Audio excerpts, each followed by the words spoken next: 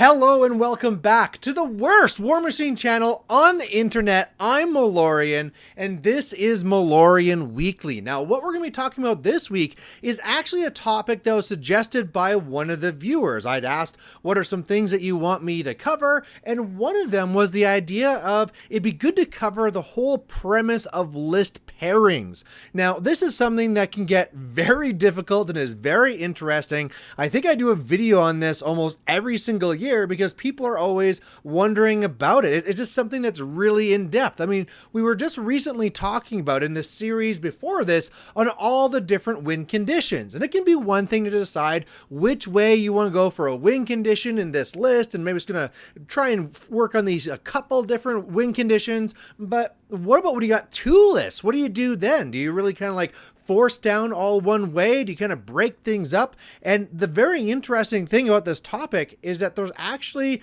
lots of different avenues you can go with this. There's a lot of different tactics you can take, and it's something that really is dependent on your meta and your play style and kind of like your risk factor as well. So we're going to be talking about several options that you have, and then you can take that and try them, and either to say, Malorian, you're stupid, this is the way to go, or maybe you can find some things that'll be a little bit interesting for you and mix things up. So let's talk about the first pairing. This is probably the one that people are going to think about the most. Now, what that's going to be is that you have one list which is supposed to be designed to be your number one main list. Basically, if you would go into a tournament and you looked out at everything in the meta, you would say, this is the best list I can make that is all comers and can handle almost everything out there. Sure, there might be a couple things out there they can't deal with. They're probably rare or whatever the reasoning is, but this list here is going to do well at matching pretty much everything I need to do out there. Has all the answers, blah, blah, blah, blah, blah, blah. And then what that really means then is that when you start looking at a second list, what that second list is going to try and do is answer those missing pieces. That list is going to say, okay, that main list of yours, oh, it can't deal with incorporeal, or it can't deal with high armor, or whatever it is. And then what it's going to do then is have that answer. So that if you go and you face off up against somebody else and they have that one Achilles heel, the one thing that your list can't deal with, well, then that's no problem. You bring in the other list and there you go. You kind of had something that's going to cover 90% of the field or whatever you can manage. And then you have something that can be handling the rest. Okay, fantastic. That's pretty great. However, if we're already doing that, if we're already doing something that is going to be handling most of the things and then having something else that's going to kind of like cover for it, you probably still want to be dealing with that main list. That is your good list. That's probably the one that you practice with the most. It always sucks when you have to kind of like switch over to something you don't know very well. And so sometimes what you do with your second list is that it's a boogeyman. It's a list that you do not intend to play. It is there to really force them into wanting to drop things that the first list wants to see. So here's a good example. Let's say your first list is pretty good, but man, if there's like tons of infantry out there, you can get bogged down and you just don't really have any answers for like 60 troops that might be trying to flood you and try and jam you out of a scenario. So what you're going to do then is make sure that your other list is just super anti-infantry. Maybe it has a bunch of things where they just like, keep on kill, move, kill, move, kill, move, or maybe it's like tons of guns, tons of AoEs, tons of electroleaps, whatever it is. It's saying that if this thing sees any infantry out there, it is just going to die. And then the thought process being is that your opponent is going to see this, and then what they're going to do is go like, oh wow, I can't drop my infantry. That would be suicide, because if I face off against this list over here, there's like a 0% chance I'm going to win. So obviously I'm not going to take that. And if they're not going to be taking that, if they're not going to be taking your one Achilles heel, well, that pretty much did what you're trying to do in that first scenario, right? In the first scenario, you're like, okay, if I see this, I can quickly swap over. And now we're saying we're going to make that second scenario so unappealing that they're not going to go for that. And then that way, I can always go with this list. This one I've been practicing with, the one that I said it's really good. That's great. I'm planning to play this the entire time. Now, a big part that's coming with this is a whole bunch of list chicken though, right? Especially in that first one, you can get into cases where one's going to one but not to the other, and there's some guesswork. Even with that second one where for yourself, you know you're going to be taking that first list. Well, the problem is well, what if they go the other way? What if they go and take the one that you really didn't want to see? So what you can do sometimes to try and take this whole idea of the list chicken out of it is taking two lists that are trying to do the same thing, but in slightly different ways. And what I mean by this is I think a good example here is something like gun lists. So no matter what, both your lists are going to have tons and tons of guns and lots of range attacks. Now, of course, whenever you're doing that, the worries is what if my opponent takes something that can counter shooting? Maybe it has stealth, maybe there's clouds, maybe shield guards, whatever it is, there's going to be answers. So what I'm going to do then is I'm going to be building my lists so that each one has some answers in it, but they're different, right? I'm building them in different ways. So for example, I might be making one that's a Sloan list, which is going to be pew, pew, pew, pew, pew. If you're going to be taking stealth or clouds, I can see through it. But what if I face Menoth? What do I do then? Well, maybe my second list is going to be like a Kane 1 list with a bunch of guns as well, a bunch of hunters, but now they have magical attacks. So if I face Menoth and they do a whole bunch of you can't do, non-magical shooting against my jacks, well, I have magical shooting. So I can do that. And depending on what you have there, I know that you're going to be dropping your anti-shooting list to be dealing with my shooting technique. But now that I have a very obvious idea of which one you're dropping, I can make sure I pick the list that can counter whatever counters you're more leaning towards. I guess in that case, there's always the chance they might drop the list that's not anti-shooting, and then hooray, I don't care, right? That's a win for me. So it's kind of like working that there to say, I'm going to be skewing in one direction with both lists in the same direction. And then I'm going to see what counters you have and then use my skew that's specifically good to work against that counter. Now, as long as we're talking about skews, let's talk about the idea of putting a skew in there as your primary list. Now, the very good things about skews, and for those who don't know what a skew is, that's really that leaning, that we're going to go so far into shooting, into armor, into whatever, that if you don't have some way to answer this, you're pretty much going to lose the game. Sure, there's things where I can make mistakes, there's clock, there's blah, blah, blah, but I have this significant advantage because I have something that my list does so strongly that I can just bully you on the board if you don't have an answer. Another one might be incorporeal. Well, if you don't have a good answer to incorporeal, I'm just going to control things. I'm going to be making attacks where I want. I'm going to be plugging things up. So, you didn't have magical attacks? Guess I got this one. Within reason. So the idea is that what you're going to do is build one list that is a very strong skew and saying, all right, I'm going to push this extremely hard. Now, obviously, there's no perfect list that's good at everything. So the stronger that you lean into one area in skew, the more of an Achilles heel you're going to have. Again, if we talk about something like shooting, if I lean all the way into shooting, if I face something that shuts down shooting, well, my list goes from like going and pushing this to 11 to basically not having a dial. I am turned off. I can't do anything. So the reason why you might want to do this, and this idea that you might want to make your primary list a skew, is that if I go into somebody and they don't have that answer, I drop my skew. And so that really means then that I can just bully that person. You didn't have an answer for super mega armor or whatever it is. Great. I'm going to drop my skew and I'm going to bully myself into a win. Well, what do I pair this with then if I'm trying to try and do this, pushing on this skew? Well, even with that, there's a couple of different options. Kind of like what we talked about before, something you can do there with the skew is I'm going to try and find something that answers this. Now, that sometimes must be hard because they answer things in different ways, but I might want to just take something else that is going to be answering whatever you're going to try and do to my skew. Or maybe it's a completely different SKU. Maybe my second list is going to be like, okay, I'm going to go all shooting. And then if you take something that basically like rushes in, ties me up, stops my shooting, this other one is just going to be ultra super combat or ultra long threat range or whatever it is. So that looking at whatever you have, like, oh, you have an answer to this SKU? Okay, I'm going to go with this SKU. That type of thing there. Now, another thing that was discussed kind of a few years ago, and it was really taking on a lot of steam, and a lot of people were talking about it, although it's kind of like gone away now, is this idea that you're going to be having a main list and a sweeper. Now, this is kind of like combining a couple of these ideas, but the secondary list, which you're really doing something very different with. The idea is that your primary list is either a huge SKU, it is a massive, just powerful all-comers list, whatever it is, this is the super strong list that we've been talking about.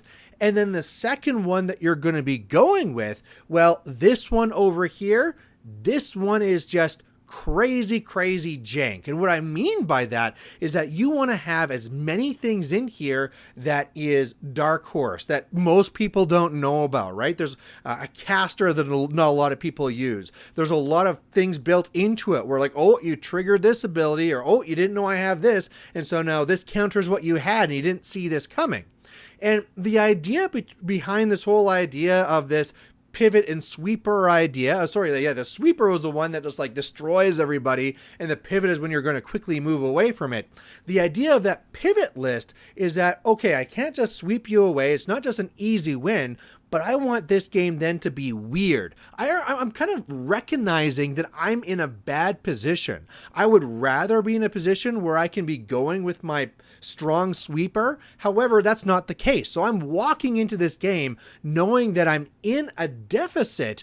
And then with that in mind, I want to be trying to do whatever I can that luck is going to be really helping me out. That maybe you don't understand this caster and you make a mistake. Or maybe you walk into this and you make a mistake. Maybe it's something where there's like a whole bunch of long bong plays where, okay, if I roll this, you get knocked down and then you die. It's only like a 5%er, but I want this list full of those 5%ers or whatever it is so that if my chances of winning are super remote, I'll take whatever I can. If I'm in this really bad situation and there's some way I can say like, oh, there's a 5% chance I can win this, sold. I'm going to take that right now. And so that's kind of the idea of it. It's not supposed to be a bad list. It's nothing really like that. It's just something different to try and hopefully trick and get that win out of a way of luck. And that's really the way that one's seen there. Now, I think another way that you can be trying to do this as well is just trying to build 2 overall lists. And I think this is something that actually a lot of the good players do as well. So if you can imagine that you're going to be making one pairing that's going to be answering, like if I see 98% of the lists out there, or whatever you want to call it, this one's okay and it's playable and I can win the majority of times. This is a good, well-rounded, strong list. But there's obviously weaknesses, right? Nothing's perfect. Well, the idea in this strategy is instead of taking something that is very specifically trying to answer that little sliver of weakness, you're just saying, like, I'm overlapping 2 big bubbles. I'm saying, this list is general against all of this. And okay, there's a little bit of a sliver here of stuff that I need to worry about, but I'm going to take this second general overall good list that's now covering this. And now I have that pretty good overlap. And what that really means then is that for anyone that I really see that's kind of like in between those, I can be dropping either one of my lists into them. I don't really need to carry about this or worry about this idea of list chicken, because no matter what they drop, I've designed a list that has a pretty good game into it. And then for those little slivers on either side, well then obviously when I'm going into something and I see something there that, oh, they have something that's the Achilles heel for this here. I mean, as long as you don't have like the 2 Achilles heels at the same time, Okay, well then that means I just go over to the other list, and then it's not even that one situation there where like, okay, if I go hard into this one that deals with the Achilles heel, what if they kind of like outthink me and go the other way, and then I'm kind of in trouble? We're like, well, you're okay. I've kind of really covered my bases. Now, something to really think about this is you might be like, well, that sounds like genius, Malorian. We should all just be doing that.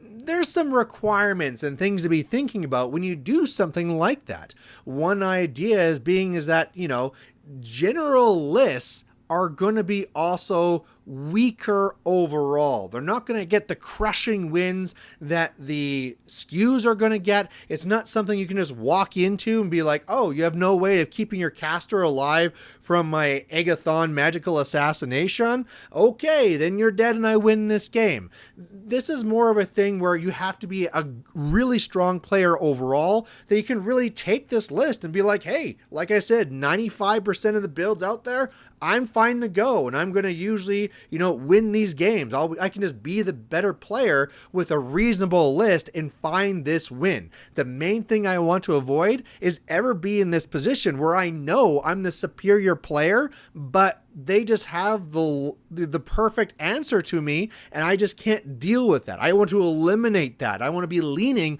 on the idea that I am just more of a superior player.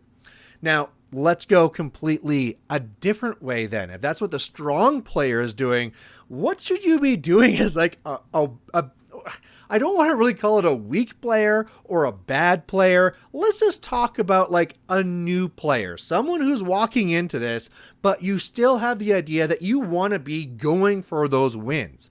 Well, what you want to be doing then is not safe general builds, kind of like how we talked about with that pivot list where it's something weird trying to catch you off guard. That's what I want to be putting into my list. Again, as a new player, I'm probably expecting that I'm going to be going 0-4 or whatever in this event is, but what I want to be packing into my list is as many weird and silly things as possible that I can catch you off guard and try and scrape out that win. If at the end of the day I go 1-3, haha, gotcha. Or, stuff like that. That's what you're kind of shooting for as that new player as you're trying to work these things in.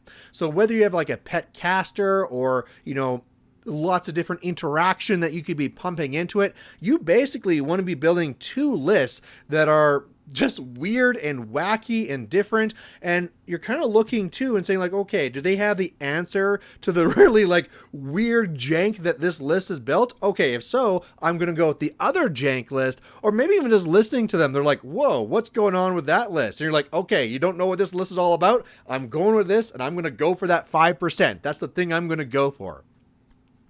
Now, that's the new player thing. That's something to be keeping in mind. Now, here's another build. Now, we had talked about in the past about how there was the various win conditions where you might be trying to go for assassination, or you might be going for scenario, attrition, death clock, all these different types of things. And another way you could be potentially building your list is thinking of those. And really, like if you were to make both of them assassination lists, it's almost like that double skew way. However, another way to think about this is that there are particular people out there in the meta that are bad at those various things. There are people out there where they're good players, but they're just not very good on clock, or they're really good players, but sometimes they just like spending too much focus and they'll leave their caster camp and nothing, not in cover or anything, and they're actually a little bit easier to assassinate. And so what you might want to also do then is do something where you are taking lists looking for those. So again, maybe you have a general list that you're always taking, but then you kind of know like, well, if there's going to be people out there that just lose the clock, I'm going to make my second list something that just is going to be trying to clock my opponent. There's lots of models, there's blah, blah, blah. Go back and see the video if you want to be learning about winning on clock, but that's what that list is talking about. Or I know that there's a significant amount of people in my meta that aren't really good at keeping their caster safe. Well, you know what? Because I know that about that meta, I'm going to make sure that one of my lists is really dedicated towards assassination for those particular players. Now, the last thing I think I really want to talk about here for this idea of building different lists, it would be something more for the idea of conventions. And what that is there is the speed of the way that this list is actually going to play. And so what I mean by that is that a lot of times we've been thinking about like, okay, what list has counters? What list is good at doing various win conditions? Stuff like that. But another thing to be keeping in mind is just how much mental capacity and how much time does this list really take to play?